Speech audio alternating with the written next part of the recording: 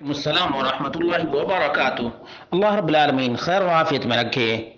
سوال یہ تھا کہ جس نے جس چیز کے ساتھ اپنا دل جوڑ لیا، اللہ رب العالمین نے اسی کے حوالے اس کو کر دیا، تو اس کا ریفرنس کیا ہے؟ اس کا جواب یہ ہے کہ سنن ترمذی میں 2072 نمبر کی روایت ہے 2072، اور مسند احمد میں 18803 نمبر کی روایت ہے 18803، اور غایۃ المرام میں شیخ ناصر الدین الالبانی نے اس کو صحیح قرار دیا ہے۔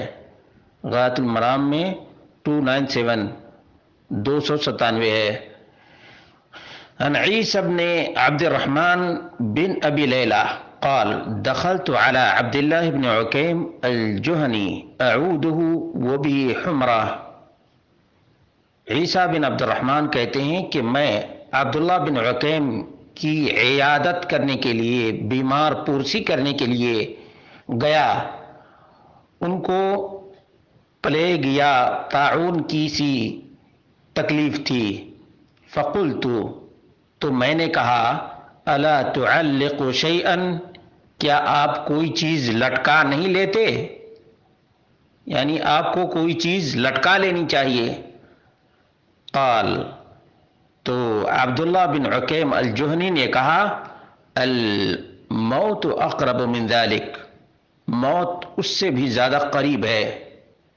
قال رسول اللہ صلی اللہ علیہ وسلم من تعلق شیئا وکل الیہ، میں نے نبی کریم صلی اللہ علیہ وسلم کو کہتے ہوئے سنا، یا نبی مکرم صلی اللہ علیہ وسلم نے فرمایا، جس نے اپنا تعلق یا اپنا دل کسی چیز سے بھی جوڑ لیا، اللہ رب العالمین اسی کے حوالے کر دیا، یا اسی کے حوالے وہ کر دیا گیا۔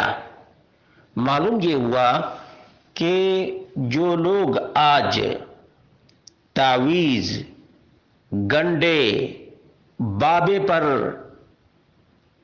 بھروسہ کیے رہتے ہیں، توکل کیے رہتے ہیں، اور اپنا دل اسی سے جوڑے رہتے ہیں کہ بابا نے ہم کو یہ دے دیا تو اب ٹھیک ہی ہو جائے گا، فلاں نے تعویذ دے دی، اس کی تعویذ میں بہت ہی زیادہ شفا ہے۔